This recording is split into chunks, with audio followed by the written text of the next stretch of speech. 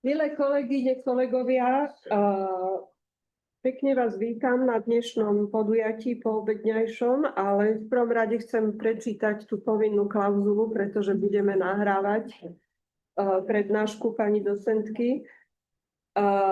Upozorňujem prítomných, že prednáška je nahrávaná a záznam z nej bude zverejnený.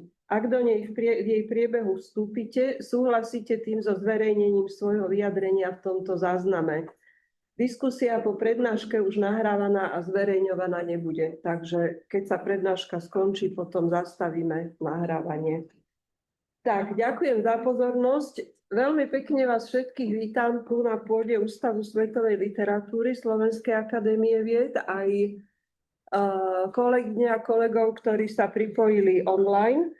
A som veľmi rada, že môžem privítať pani docentku Máriu Ridzoňovú Ferenčuhovú, a že sa nám podarilo sa dohodnúť na termíne prednášky a naozaj ju zdá sa aj uskutočniť. Témou prednášky je taký veľmi zaujímavý názov, preklad pre 5 hlav a jedného dirigenta. Chcela by som povedať, že máme tu hlavy dve, zatiaľ teda, pani docentku, ktorá bola prekladateľkou, a docentku Elenu Flaškovú, ktorá bola takisto prekladateľkou slovníka, o ktorom budeme hovoriť. Tretia hlava je pani Mária Krásnohorská, štvrtá hlava je pani profesorka Soňa Šimková, ktorá žiaľ už nie je medzi nami, ale neviem o 5. hlave. Ale Zuzana Procházková. Tak. A dirigent je teda, ako ste sa dočítali z anotácie na stránke ústavu, pán profesor? Pán profesor Vajdič. Tak. Ja som myslela, že autor nebol, to je proste kompozítor, to je človek, ktorý samozrejme by rád do celého procesu možno aj vstupoval. Zrejme na to možno aj dostane priestor, ak budeme mať ešte trochu času. My sme chceli knihu vydať oveľa skôr, ale vstúpilo do toho veľmi veľa faktorov, ktoré spôsobili to, že je dnes vlastne po úplne prvých obťahoch zatiaľ ešte asi iba čiastočne skorigovaných, lebo aj verzia, z ktorej som sa ja na dnešné popoludne pripravovala, ešte obsahuje množstvo takých tých drobných chybičiek redakčných, ktoré sa budú vychytávať. Ale začala by som asi... Ale ešte ja vás zastavím, lebo už sa púšťate do prednášky. Máme tu takú povznesenú náladu trochu. Verím, že polovica publika vás pozná. Verím, že druhá polovica si prečítala aj anotáciu, ale predsa len ja by som rada zopakovala, že ste študovali filmovú scenaristiku a dramaturgiu na Filmovej a televíznej fakulte Vysokej školy muzických umení. Pokračovali ste v štúdiu aj na École des Hautes Études en Sciences Sociales v Paríži. Tam ste získali diplom v odbore vedy o reči, Sciences du langage. Absolvovali ste doktorandské štúdium dejín a teórie filmu na Filmovej a televíznej fakulte VŠMU. Pôsobili ste tam aj na katedre audiovizuálnych štúdií. Získali ste docentúru v oblasti teórie a dejín dokumentárneho filmu. Ja hneď aj poviem, prečo to všetko hovorím, aj keď sa o tom môžete dočítať. V súčasnosti ste docentkou na Fakulte dramatických umení Akadémie vied v Banskej Bystrici. Pardon? Akadémie umení. A čo som povedala? Akadémie vied. To už sa presadzuje na to prostredie. A pani docentka pracuje aj ako vedecká pracovníčka v Slovenskom filmovom ústave a venuje sa najmä otázkam teórie a dejín dokumentárneho filmu, súčasnému slovenskému filmu, postaveniu žien v pracovnom prostredí, audiovízia a podobne. Všetko sa dá dočítať aj v slovníku, ktorý sme vydali, a síce v slovníku prekladateľiek a prekladateľov vedy o človeku a kultúre. Tam je heslo, ktoré napísala Libuša Vajdová, a tam sa o všetkom dá dočítať. No, ja by som teda chcela upozorniť a upriamiť pozornosť práve na pozoruhodnú šírku vašich literárnych aktivít. Pretože tam sa skrývajú v tejto jednej osobe minimálne 4 hlavy, ako som vypočítala, okrem teda tej práce na slovníku. Pani docentka Ridzoňová Ferenčuhová je poetka. Vydala Vydala viacero básnických zbierok od roku 2003. Vydávala postupne zbierky Skryté titulky, Princíp neistoty, Ohrozený druh, Imunita, Černozem. Imunita bola preložená aj do francúzskeho, srbského, slovinského a ukrajinského jazyka, čiže je tu veľmi jasné aj medzinárodné renome. V roku 2018 vydalo britské vydavateľstvo výber z poézie a ešte myslím, výbery poézie vyšli aj v macedónskom a gréckom jazyku. Ďalšie básne publikovala v rôznych antológiách a časopisoch, čiže to je jedna položka. Druhá je prekladateľská položka a síce ide o preklad francúzskej krásnej literatúry, kde sa skvejú mená ako Beckett, Houellebecq, Laurent Binet, Amélie Nothomb, Jean Echenoz a myslím posledný preklad je z roku 2022 a síce to je preklad komiksu, ktorý je tak už na rozhraní. Je to, autorkou je Marian Satrapi a ten text sa volá Persepolis, takže to je z roku 2022. Tretia vec. Z francúzštiny prekladá pani docentka sociohumanitno-vednú literatúru a tam sa zase skvejú mená ako Gilles Deleuze, Paul Virilio, Eliane Escoubas, Jacques Rancière, Georges Didier Huberman, François Jost. Takže to sú všetko, myslím, aj ťažké váhy sociohumanitných vied. A samozrejme prekladá aj, nie je to také samozrejme, ale pani docentka prekladá aj do francúzštiny a to, myslím, boli skôr texty, ktoré sa zameriavali na históriu alebo na popularizáciu histórie. No a okrem toho, tá štvrtá hlava teda pracuje vedecky odborne. V roku 2009 jej vyšla monografia Odložený čas. V 2015 kniha Nový slovenský film, produkčné, estetické, distribučné a kritické východiska. Vydala množstvo článkov, pracovala aj ako vedecká redaktorka prekladu francúzskej knihy Estetika filmu. Tá je tuto, to prekladal Martin Brdko, asi aj bude reč o tom ešte. No, čiže v osobe pani docentky Ferenčuhovej sa stretá ideálny typ prekladateľky, ktorá je tvorivá, lebo tvorí vlastnú poéziu, prekladá beletriu, prekladá zrejme aj poéziu, to už nemám celkom zmapované, a prekladá vedeckú literatúru a tie preklady sú zase podložené jej vedeckou prácou. Takže toto je naozaj ideálny typ prekladateľky. Ja len by som ešte odcitovala posledný odsek práve z toho hesla Libuši Vajdovej. Jej prístup k odborným dielam francúzskej proveniencie je osobitý. Vyberá si tituly, ktoré prepájajú rôzne oblasti, umenie a kinematografiu s humanitnými vedami ako dejiny, filozofia, antropológia, ale aj sociológia, politika alebo recepčná estetika ako sociálny a mediálny fenomén. Takže to je naozaj obdivuhodný široký záber, ktorý ste iste využili aj pri prekladoch, aj pri vedeckej redakcii kníh. A týmto by som vám dala slovo. Nech sa páči. Ďakujem veľmi pekne. Vlastne, keď to takto počujeme, aj ja sa obdivujem. A ako nehovorím to náhodou, lebo ja som sa išla s takou malou dušičkou, že idem medzi literárnych vedcov, translatológov, ľudí, ktorých si vážim ako prekladateľov filozofickej, ale aj krásnej literatúry. Z francúzštiny nevedela som, že som príde ešte Elena, to povzbudila, že tu nie som vlastne sama. A zároveň mi prípadla vlastne dosť nešťastná, zložitá, náročná úloha zhodnotiť alebo nejakým spôsobom predstaviť prácu na preklade slovníka.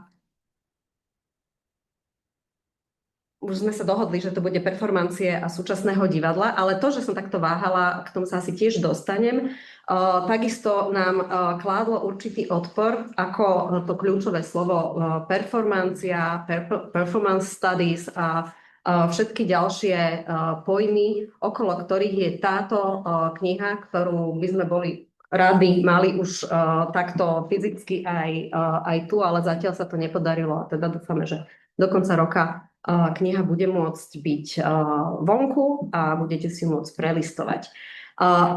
Možno ste sa dočítali, určite v anotácii ste sa dočítali, že Patrice Paris nie je na Slovensku neznámy. Dokonca je to pojem, ktorý v určitom zmysle stabilizuje, fixuje terminológiu v oblasti teatrológie, divadelných štúdií, ale aj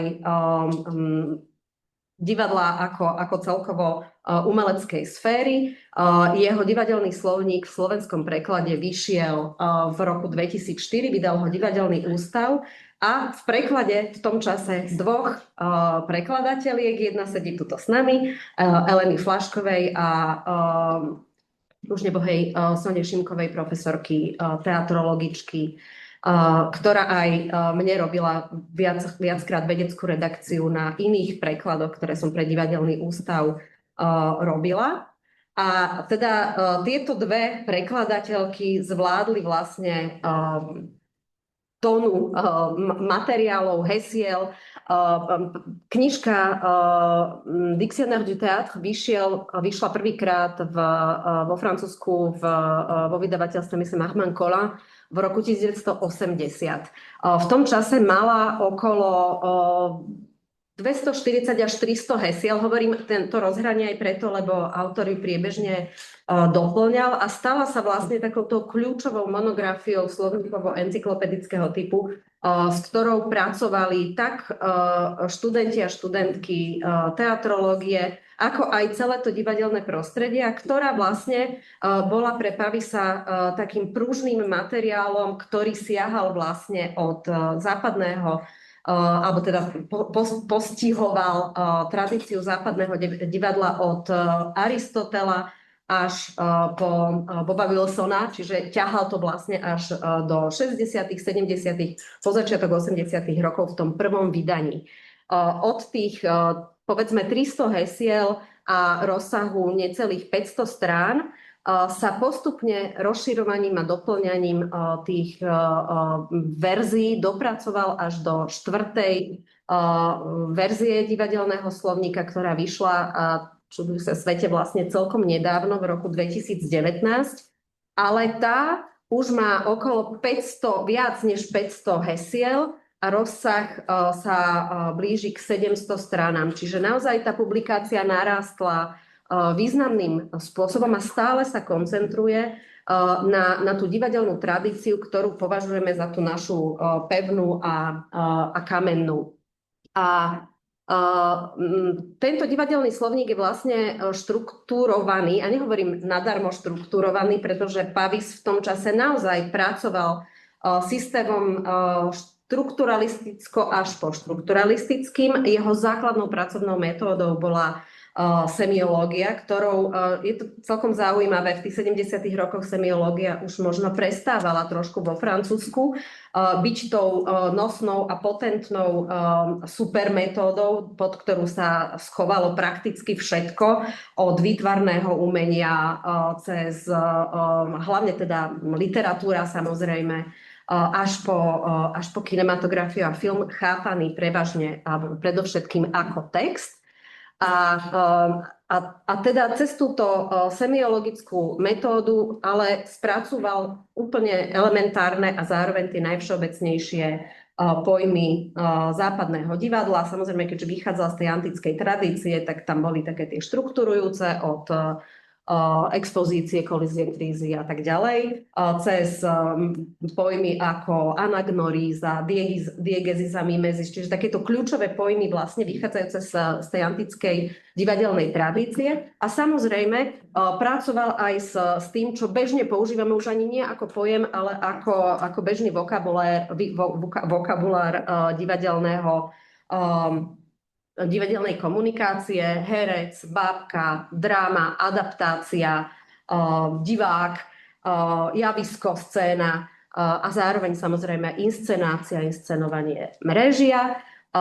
Prekvapivo sa medzi týmito pojmami neobjavovalo heslo autor. Bola tam iba autorská reč Vlastne postupne aj v predslove k tomuto slovenskému divadelnému slovníku Pavis hovorí, že kým v prvom vydaní sa začínalo prvým heslom adaptácia, tak už v treťom vydaní, lebo vy ste pracovali s tretím vydaním z roku 1996, myslím, že bolo. Tam sa vlastne už začínalo heslom abstrakcia. A samozrejme, ten divadelný slovník je koncipovaný pochopiteľne v abecednom poradí hesiel, ale zároveň aj určitej selektívnosti, v možnostiach preskakovania, vytvárania si vlastných prepojení, tak ako pracujeme bežne s encyklopedickými publikáciami. A zároveň teda okrem tých kľúčových hesiel, tam boli samozrejme aj tie heslá týkajúce sa povedzme žánrového rozrôznenia toho západného, európskeho, amerického divadla až vlastne po tie 60. 70. roky. Takisto vlastne v tomto slovníku objavujeme aj pojmy ako médium, iné média a ukotvenie divadelného umenia alebo divadla v kontexte širšom viacerých médií. To ale teda nie je nič proti tomu, čo nám vlastne Pavis ponúka v tomto z nášho pohľadu pripravovanom slovníku performancia súčasného divadla. Objavujú sa tu aj heslá, ktoré sú vlastne totožné, pokiaľ ide o to heslo samotné, ale ktorých obsah je vlastne úplne nový. Nezostal tam kameň na kameni. Neviem, že či si sa v prípade... Ja som si to neporovnávala a určite to tak je. Prvé, čo sme ako kolektív prekladateliek žiadali, že chceme mať vlastne v elektronickej podobe starý slovník, aby sme si vedeli vlastne vypomôcť. A zistili sme, že je to úplne zbytočné, pretože ten text je komplementárny, nenadväzuje naň priamo, ale radikálne vlastne mení perspektívu, kontext, charakter, pretože sa mení identita divadla, ale aj teda tie charakteristické vlastnosti, ktoré niečo, čo už vlastne ani nenazývame divadlo, vlastne definujú.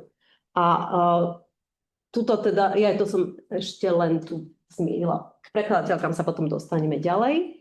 A Pavis sám v predhovore k tomuto slovníku performancie a súčasného divadla hovorí: od 90. rokov 20. storočia sa povaha divadla a predstava, ktorú si o ňom vytvárame, významne zmenili.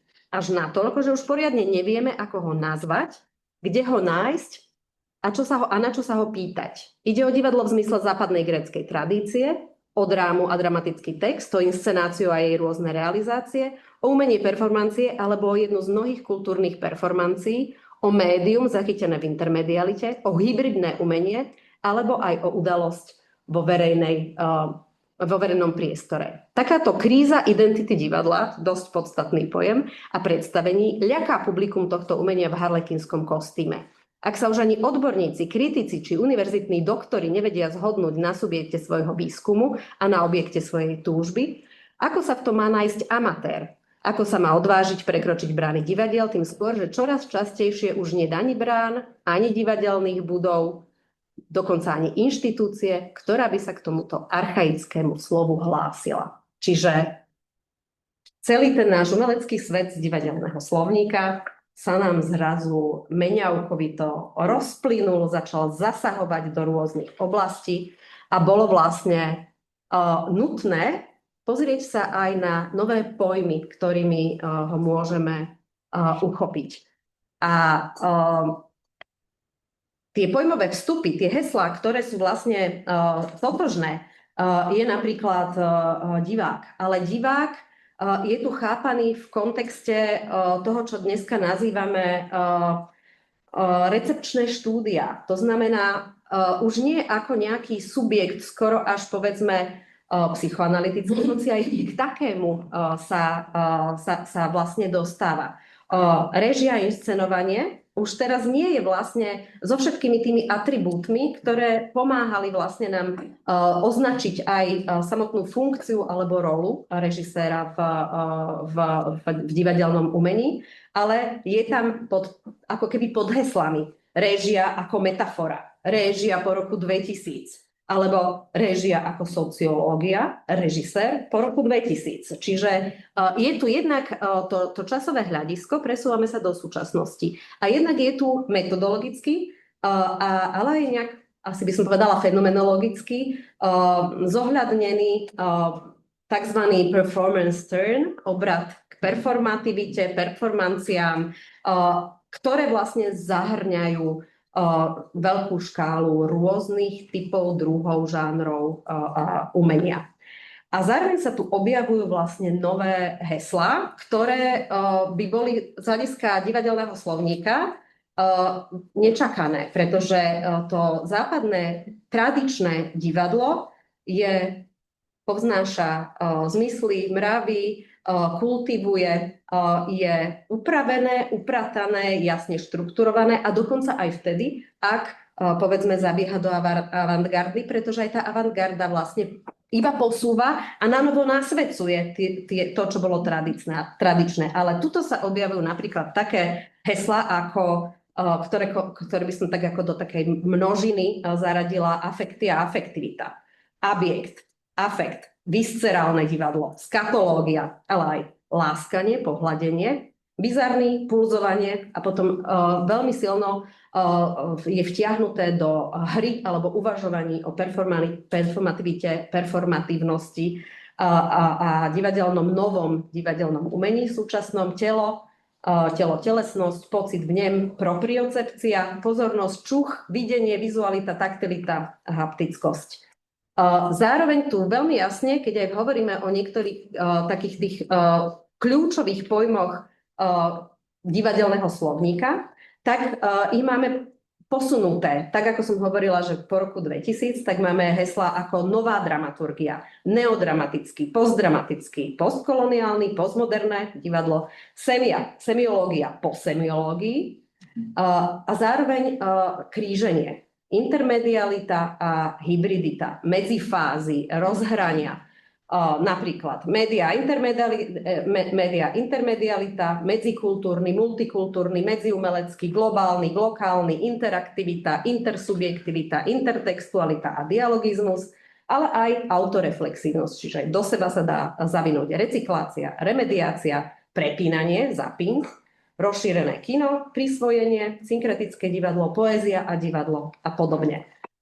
Žánrovo už nie je až také podstatné vymedziť jednotlivé kategórie. Objaví sa tu autofikcia, autobiografia, social drama, okrajovo sa spomenie akrobatické divadlo, pouličné divadlo a skôr o formách, aké môžu tie performancie vlastne nadobúdať. Aj tu je ten ústredný bod vlastne inovácia a premena toho divadelného umenia.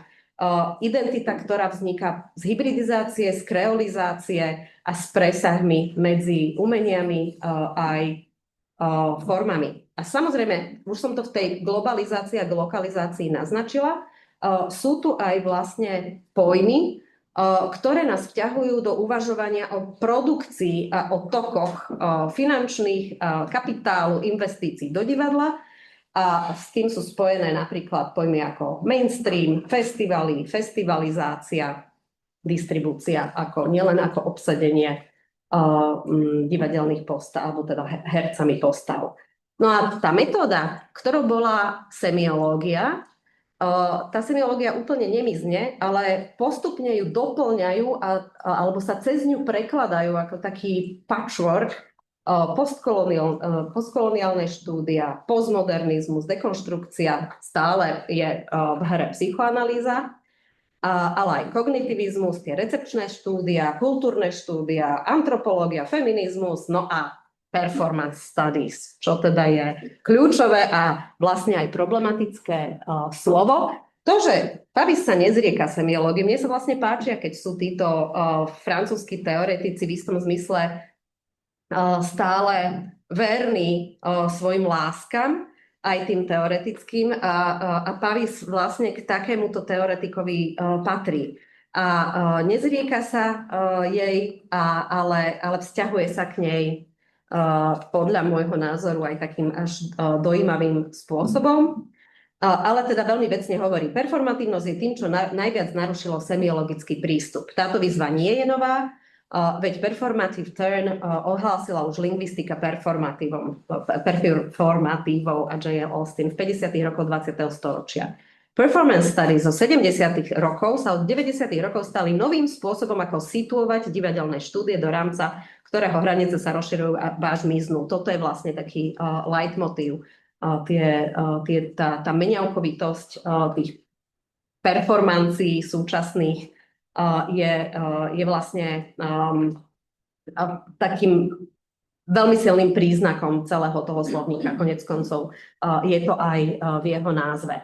Pokiaľ ide o tie performative studies, tak jeho terminologickú problematickosť vo francúzštine naznačuje aj tento citát. Začína sa heslo výkrikom. Tento angloamerický výraz sa nedá preložiť. Štúdiam predstavení chýba to podstatné. Performancia sa totiž neobmedzuje len na predstavenia a estetické diela, rozširuje sa na všetky objekty spoločenského života, ktoré majú niečo spoločné s myšlienkou konania, uskutočňovania nejakej akcie pred očami publika, bez ohľadu na to, či sa toto publikum pozerá zblízka alebo z diaľky, alebo sa komunita na takej alebo onakej udalosti zúčastňuje rozptýlene. Performancia totiž je procesuálna vec, ktorá zahŕňa vlastne ideu, realizáciu a aj samotný výsledok v tomto procese. A zároveň neviem, či som tam nedala som ďalšiu časť, ďalší citát. Čiže performancia vlastne do hry vkladá ako keby účasť na rituáloch, ktoré nemáme nevyhnutne tendenciu vnímať ako umelecké, ale rovnakým alebo podobným recepčným spôsobom sa na nich môžeme podieľať. Keď bol môj syn malý, mal asi 2 aj 3/4 roka v Boloni, sme sa schovali pred dažďom do kostola, kde išiel akurát kňaz tmavej pleti v zelenej sutane slúžiť omšu a môj syn proste otvoril oči a povedal: čo to je? A odtedy sme museli chodiť do všetkých kostolov, aby vnímal liturgie, počul v medickej záhrade taký maličký vedľa grékokatolícky kostolík, tak tam ideme. A tam ja som sa cítila aj tak ako nie celkom komfortne, lebo to bola aj malilinká komunita, pozerali sa na nás, že čo tam robíme a bolo to iné, už potom vlastne chceli ísť úplne všade. Ale napríklad mu stačilo pri synagogách nahraniť to už koncertami klezmerovej hudby. A vtedy mi môj kolega Ivan Ostrochovský, slovenský režisér, povedal, keď som hovorila, že Teo má svoje náboženské obdobie, povedal: aké náboženské obdobie? On má len rád divadlo.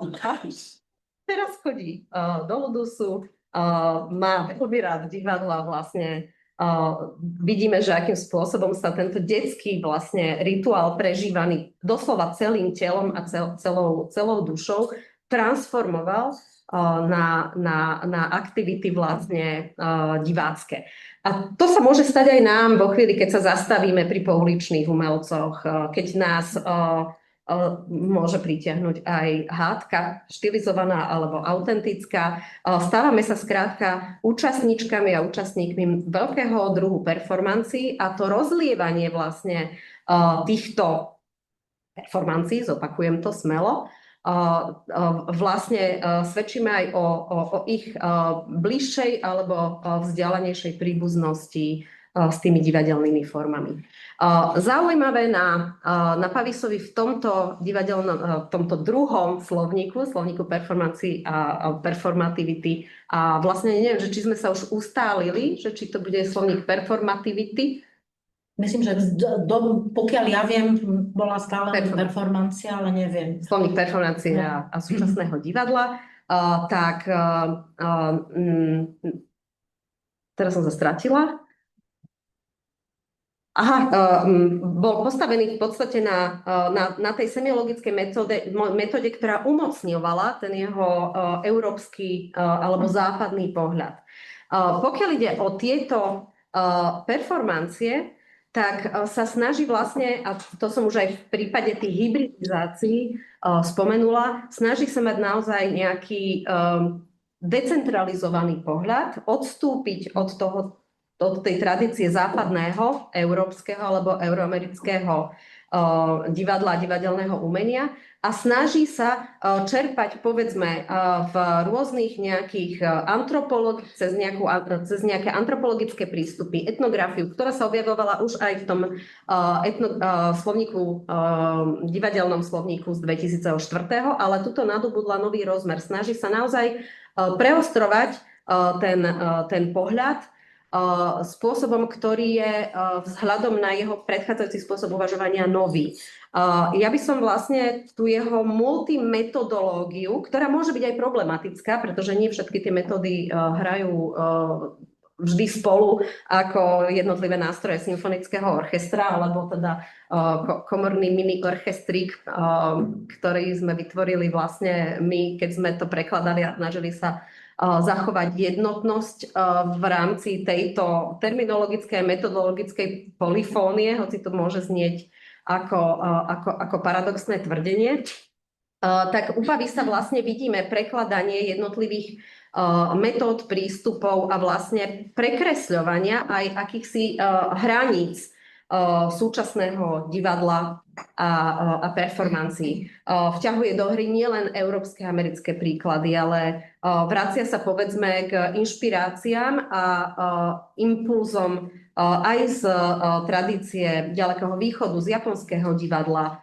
Pracuje potom s angažovaným divadlom, s dokumentárnosťou, ako som spomenula už aj cez to Expanded Cinema. Koniec koncov vlastne vidíme to už aj dnes v intermediálnych výbojoch aj nášho slovenského divadla, ktoré pracuje spôsobom bežne zahrňajúcom obrazovky, titulkuje tá festivalová produkcia a zároveň aj cestovanie divadelných súborov nevyhnutne pracuje s viacjazyčnosťou verzií, či už aspoň tých titulkových, alebo aj v koprodukciách. Teraz nedávno na SND uviedlo hru Davida Pašku Negatívy snehu, ktorá je vlastne spojením nemeckého divadla, poľského divadla z Opole a Trnavského divadla. A vlastne jednak z toho intermediálneho hľadiska, ako keby seba dokumentovanie priamo na javisku, a nakrútených materiálov filmových, ktoré sa premietajú neustále počas celého toho predstavenia na plátno a zároveň funguje to aj ako keby sprostredkované titulky vám bežia, ale vy pozeráte na tie titulky aj preto, lebo je tam to veľké plátno, ktoré vám sprostredkúva ďalší dej, prípadne ukazuje to, čo je na scéne od vás odvrátené a získavate akúsi multiangularitu pohľadu, by som povedala, tak to do veľkej miery vlastne korešponduje s tým, čo sa snaží postihnúť aj Patrice Pavis v tomto novom slovníku. A tým by som asi túto teoretickú časť uzavrela a prešla by som možno k tomu, akým spôsobom sme naozaj sa snažili hrať na tie naše nástroje a používať navzájom sa povedzme ladiť a pracovať. To už je taká v podstate praktická záležitosť, akým kľúč, podľa ktorého sa napríklad rozdeľovali heslá. Nebolo to tak, že by sme nejako trhovnícky si povedali, ja chcem toto, ja sa cítim dobre v intermedialite a filmových umeniach, všetko, čo má v sebe ten screen, tak toto dajte mne. Nie, nefungovalo to tak. Myslím, že prvotný kľúč ale bol taký, kde vlastne heslá, ktoré boli totožné s názvovo, nie obsahovo, s divadelným slovníkom, išli k vám. Ja som to porovnávala a naozaj to zodpovedá až na heslo divák, ktoré som dostala ja. Pravdepodobne preto, lebo som prekladala emancipovaného diváka pre divadelný ústav a teda skončilo to u mňa. Ale ostatné bolo vlastne veľmi praktické. Keďže nás bolo 5 snažila sa, myslím, že Andrejka Domejová rozdeliť to tak, aby sme mali každá viac menej rovnaký rozsah textu. Čiže išlo to pravdepodobne podľa abecedy s tým, že nejaké krátke heslá sa tu frcka, tam frcka prerozdelili rôzne. Potom, keď sa ukázalo, že Soňa Šimková nestihla preložiť všetky heslá, tak to už išlo čisto vlastne opäť prakticky aj vzhľadom na to, že kto ako má čas, sme si tie heslá rozdelili my so Zuzkou Procházkovou. Pokiaľ ide o expertízu prekladateľiek, tam treba povedať to, lebo naozaj hráme každá ako keby na iný nástroj našich vlastných aj prekladateľských skúseností. A Soňa Šimková je tu teda tá, ktorá bola v pravom slova zmysle expertka, teatrologička, ovládajúca tak dejiny, ako aj tie nové formy divadelného umenia, francúzštinárka. Elena Flašková ako spoluprekladateľka divadelného slovníka, viacerých textov pre divadla, či už to boli teatrologické publikácie, alebo aj divadelné hry. Tak je v takom poradí to určujem aj preto, lebo teda ste stáli vy dve, čo ja stále obdivujem, ako je vôbec možné, že ste takú veľkú publikáciu tohto typu, lebo prekladať heslá vôbec nie je až také. Je to dobrodružstvo intelektuálne, ale ten pôžitok prichádza až vtedy, keď si tak ako odškrtnete, že toto heslo je už hotové a môžete ísť ďalej. Neťahá vás príbeh, neťahá vás argumentácia. Veľmi často odskakujete do celkom novej oblasti, vlastne heslo za heslom. Či už idete až do nejakých, povedzme, postkoloniálnych štúdií, a potom v zápätí idete zrazu do psychoanalýzy, tak vlastne ako robíte také tie veľké kroky, ako keby ste prekladali samostatné články. Pavisové heslá majú rozsah od niekoľkých riadkov s odkazom na osobu, ktorá je autorom alebo autorkou pojmu, nejakou základnou literatúrou, až po 10-15 stranové články encyklopedického typu, objasňujúce etymológiu, históriu, prípadne teda aj množstvo interpretačných, niekedy dokonca takých ironických, uštipačných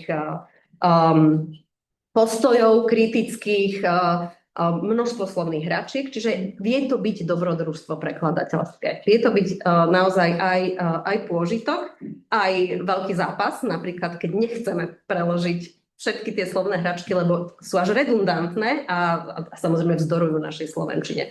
Čiže to sú také drobné zápasy, či je naozaj nutné mať v slovníkovom hesle pavisovú záľubu v slovných hračkách. Snažili sme sa ich tam samozrejme zachovať, ale náš dirigent bol práve ten, ktorý si hovoril, že naozaj to nevždy potrebujeme, nevždy to pridáva textu ďalšiu nutnú informáciu, ale keď už to raz v tom texte je, tak musíme to preložiť. A pokiaľ teda ide o hľadanie správnych pojmov, čo je vlastne, alebo teda tých finálnych pojmov, profesor Vajdička, ktorý nad nami teda trónil ako ten dirigent, bol vlastne do určitej miery veľmi liberálny, pretože povedal, váhate medzi 3 pojmami, ktoré sú príbuzné, nechcete ich použiť všetky. V niektorých prípadoch sa prelieva jeden pojem do druhého a je to vlastne taká reťazka príbuzných pojmov, napríklad práve inscenácia alebo réžia, inscenovanie. Sú príbuznými, napriek tomu, že teda nie na úrovni slov, ale na úrovni povedzme tej funkcie a roli, ktorú režisér v divadelnej hre zastával. Ale zároveň v iných ohľadoch bol mimoriadne prísny. Mizanscéna sa neprekladá, taký pojem nepotrebujeme, pretože my máme inscenácia. Ak ide o prácu režiséra, prekladáme réžia.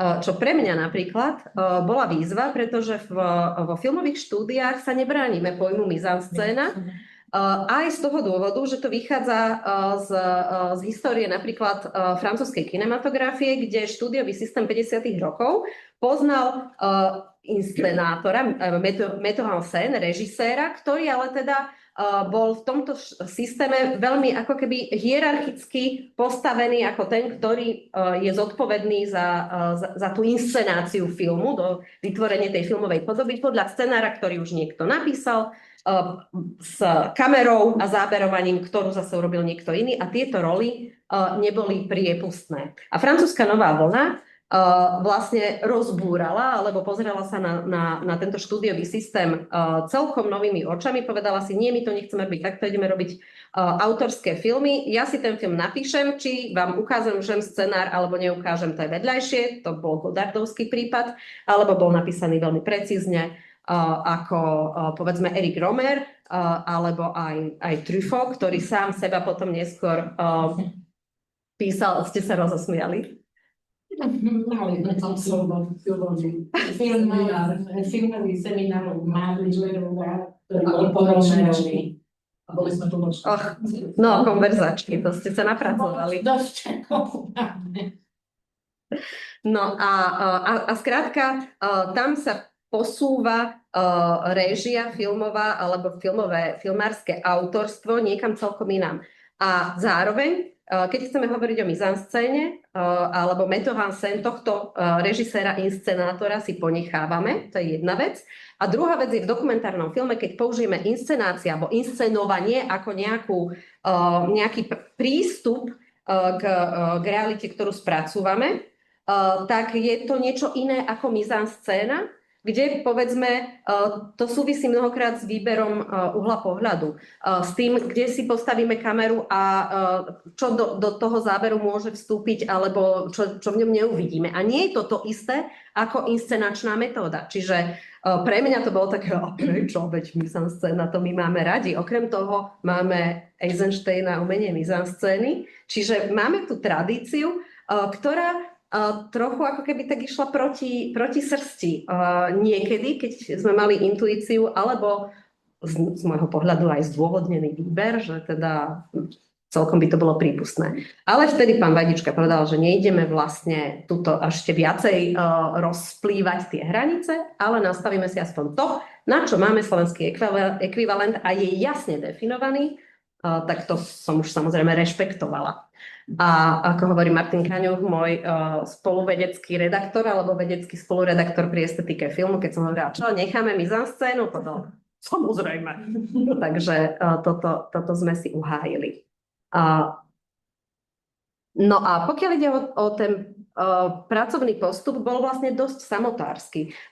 Elena akorát hovorila, že keď prekladali so Soňou prvý divadelný slovník, tak jednak teda 5 rokov a jednak veľmi štvorručne, čiže tá konzultácia, to stabilizovanie tých pojmov bolo oveľa také ako keby komunikatívne previazané vo dvojici. Zatiaľ čo my, keďže nás bolo 5, s tým, že Zuzka žije vo Francúzsku, a my sme sa síce stretli viackrát, ale tá práca prebiehala veľmi takým klasickým prekladateľským samotárskym spôsobom.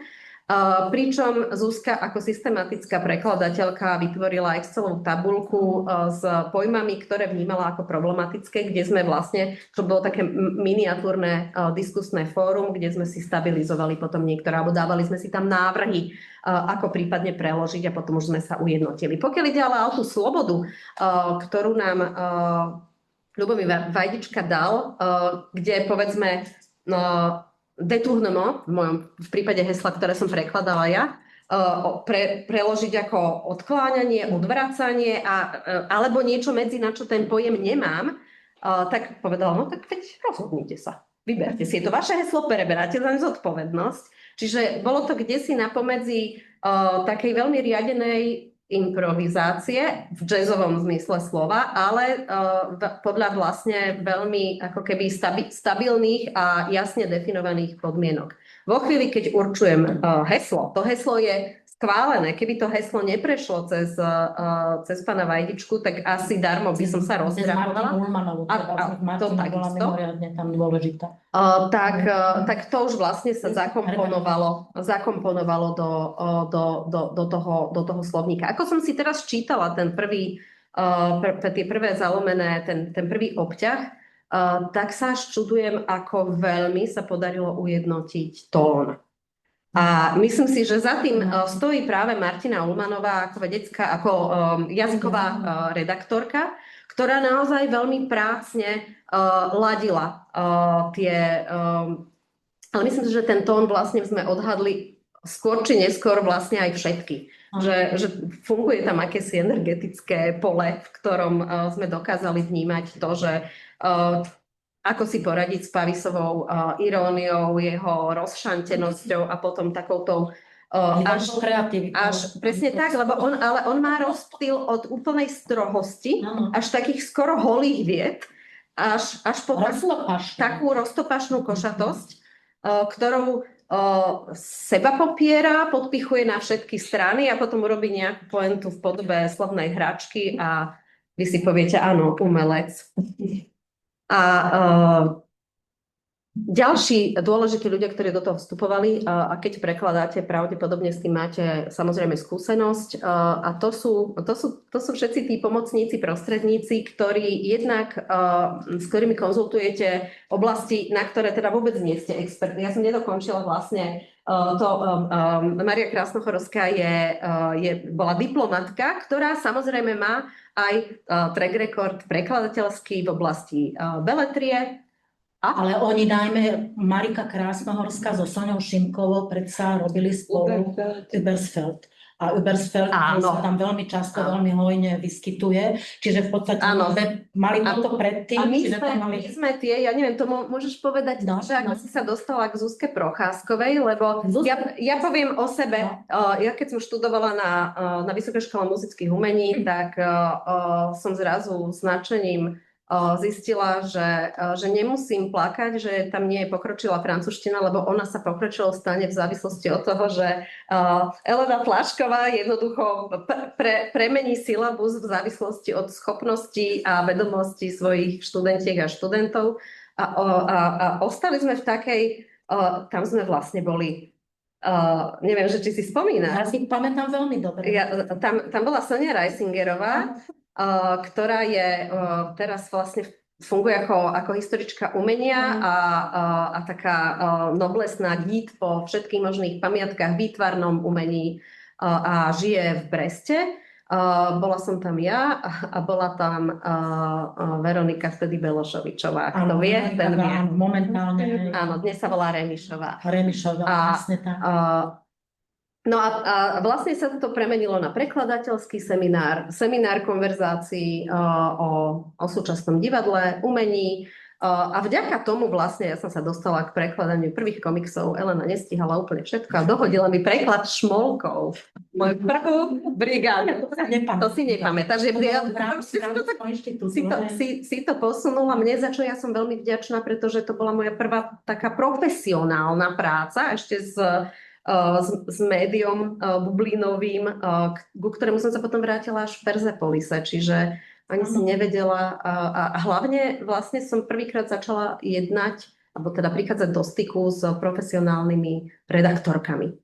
A tam som sa naučila veľa, aj keď išlo povedzme takúto detskú komiksovú literatúru, ale odtiaľ potom už bol iba pol kroka k rozprávkam, čiže súvislému písanému textu. A potom už to išlo ďalej. Solers. Ale to už bolo neskôr, toto bolo v roku 95-6, podľa mňa. No, čiže a Zuzka Procházková. A Zuzka Procházková, ja som Zuzku Procházkovú poznala tiež ako prekladateľku. Ona tiež neviem teraz, či z Francúzskeho inštitútu, keď ona robila v knižnici. A Zuzka Procházková, jej partner u nás učil na katedre. A Zuzka Procházková začala prekladať pre divadelný ústav do francúzštiny, pretože žije vo Francúzsku so svojím partnerom. A začala prekladať. A Zuzka Procházková bola pre mňa, ona je proste absolútne človek, na ktorého sa dá 100% spoľahnúť. Čiže dodržiava termíny, pracuje. Je systematická, komunikatívna. Tam naozaj treba niekoho, kto je veľmi systematický a robí veľmi dobre. No a ja som navrhla tú Zuzku, lebo som navrhovala aj Martinu Šimovú, ktorá tiež je naša bývalá študentka, tiež teda z divadelnej oblasti, lenže Martina robí pre Štrásburg a oni majú zakázané, oni nesmú robiť nič popri tom. Čiže ona sama rovno povedala, že ja nemôžem. No takže tá Zuzka takto. tomu prišla Zuzka prekladať. Dobre, ja sa opýtam ešte, koľko má strán ten preklad? Akým rozsahom ste sa trápili? Nemá to 500 strán celá tá kniha, tak 500 ako je založená. nejako, 480 a ešte tam nie sú všetky registre, teda vlastne ten základný text. Čiže každá sme mali približne tých 100 strán. My so Zuzkou sme mali kúsoček viac, ale to bolo pár hesiel, ktoré sa prerozdeľovali do posaničke. No, ja by som to tým ešte uzavrela tým posledným a to sú vlastne, že sme mali, keďže šlo divadelný ústav a o takýto ako keby servis koordinácie viacerých prekladateliek, tak čo mne veľmi pomohlo, bolo, že som nemusela dohľadávať citáty v nemčine, v angličtine. Ty máš aj nemčinu, ale ja nemám nemčinu, pre mňa by to bolo zložité. A toto všetko som vlastne mohla posunúť divadelnému ústavu, ktorý už sa o to staral. Pracovalo sa napríklad aj s autorizovaným anglickým prekladom, lebo nie všetci vlastne z divadelného ústavu ovládajú tak plnohodnotne tú francúzštinu, že sa nám vlastne tým, že je to vlastne pavisom odobrený, konzultovaný a prečítaný preklad, tak do veľkej miery hlavne, a to aj tak sa nám nepodarilo úplne všetko podohľadávať, lebo francúzsky neakademický úzus dosť voľne narába so zdrojmi. Tí, ktorí prekladáte z francúzštiny, asi s tým máte svoju skúsenosť, že veľká práca je práve dohľadávanie tých pôvodných zdrojov. Pokiaľ ide o estetiku filmu, tak tam som bola ja v tej úlohe aj dohľadávačky, aj verifikátorky, či sa citáty zmieňované alebo parafrázy, na ktoré teda identifikujú ako pochádzajúce z nejakých kníh a zdrojov, či sa naozaj v tých textoch nachádzajú. Tuto, myslím, dohľadával veľmi často aj profesor Vajdivka. Áno. A naozaj musím povedať takisto ako Mária, to určite si všimla, že veľmi často tam boli hrozné nedôslednosti v tom francúzskom origináli. Čiže jednak mená zle napísané, raz bolo to meno proste tak, potom tak. Boli to síce, možno to boli chyby len také, ktoré pri korektúrach unikli, ale bolo tam dosť veľa. To nebolo také pedantné. Známe toto, hej. No, ja s tým asi by som to tak nejako možno posunula do iných sfér, tým asi uzatváram. Je mi fakt ľúto, že tú knihu nemôžete mať.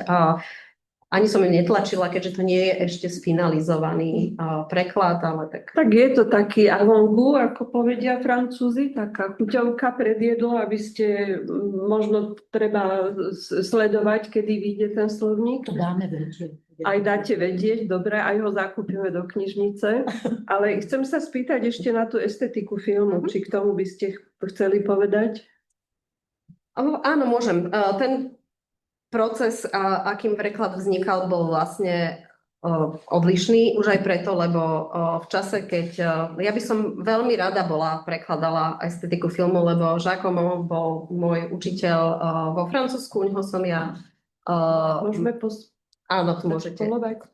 Čiže sú to všetko pedagógovia, ktorí pôsobili na Novej Sorbonne, na Paris 3, a kde niektorí vedú ešte stále, niektorí viedli tie také kľúčové kmeňové predmety filmových teórií. Vtedy sa to volalo art du spectacle, ako sa to volá dnes, tak to už tiež neviem, možno Pavis by nám povedal. A ktorí sa teda venovali tej filmovej sekcii. Prekladal to Martin Brtko, ktorý je vyštudovaný historik a nemá tú filmárskú terminológiu, čo sme potrebovali vlastne v tom čase ako keby osloviť, že je to v poriadku.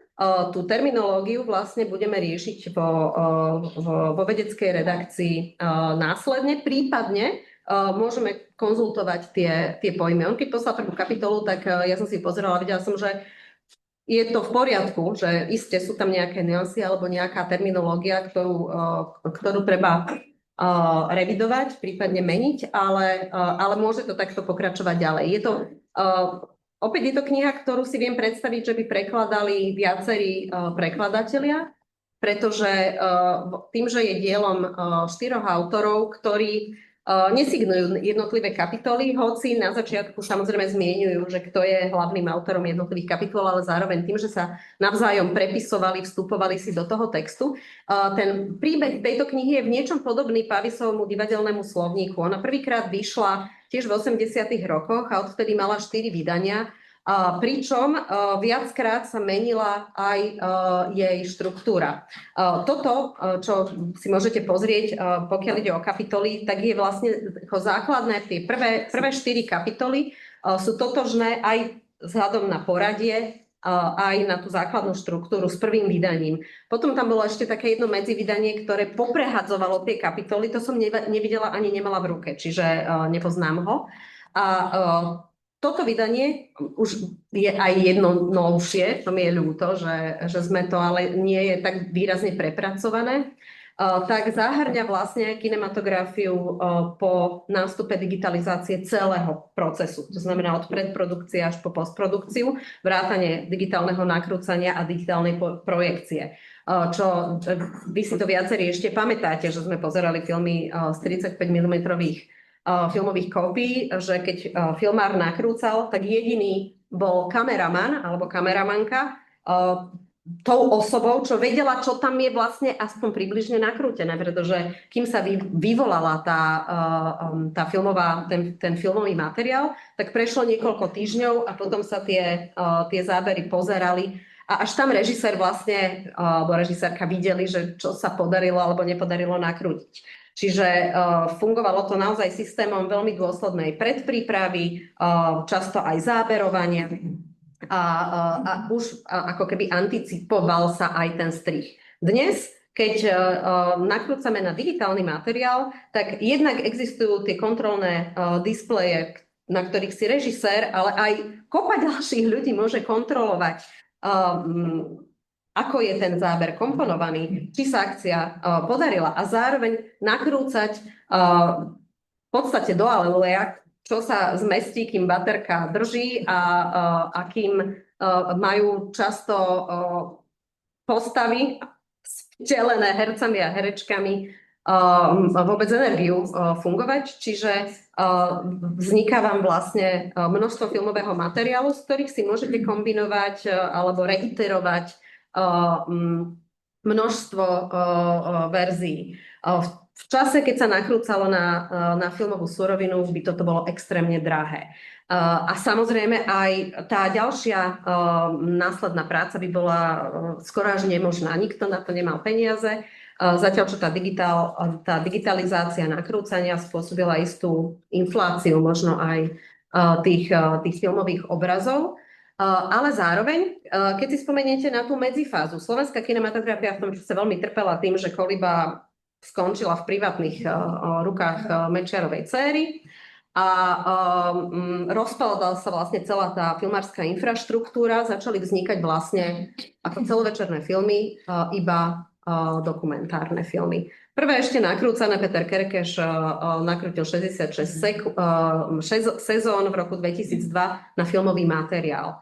A ďalším filmom, ktorý tak ako vykvitol a vyťahol pozornosť na slovenský film, bol dokumentárny film Iné svety Marka Škopa, ktorý bol nakrúcaný na video a prepísaný na 35 mm kópiu filmovú a pozeral sa v kinách. To bolo ešte vlastne takéto medziobdobie, kedy sme akurát tak dokumentárnym filmom vedeli tolerovať to, že sú zašumené, že sú také špinavé, majú krátka to digitálne zrno,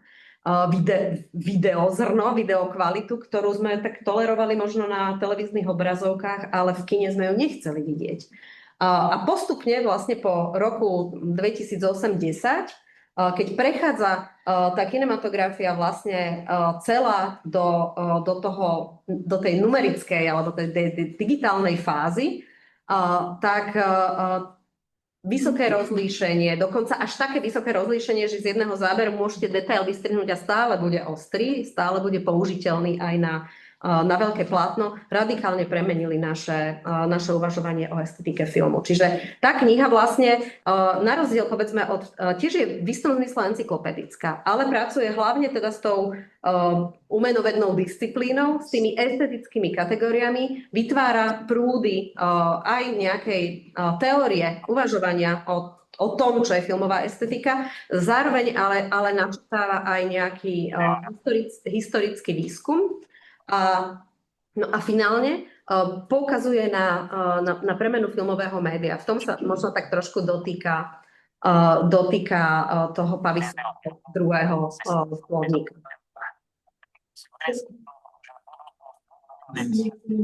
Áno, niekto si, ja som môžete pokračovať. Dobre. Niekto sa tam proste pripojí a má zapnutý mikrofón. Dobrý deň. Už si vypustí. Úplne som sa strátila. Estetika filmu. Áno. A čo vlastne ale nezohľadňuje a čoho sme svedkami dnes, a týmto tu takto nechám na diskusiu, je generatívna umelá inteligencia, ktorá samozrejme nie je súčasťou tejto knihy, lebo je to verzia teraz ako nechcem vymýšľať, ale približne taká stará ako posledná verzia Pavisovho divadelného slovníka.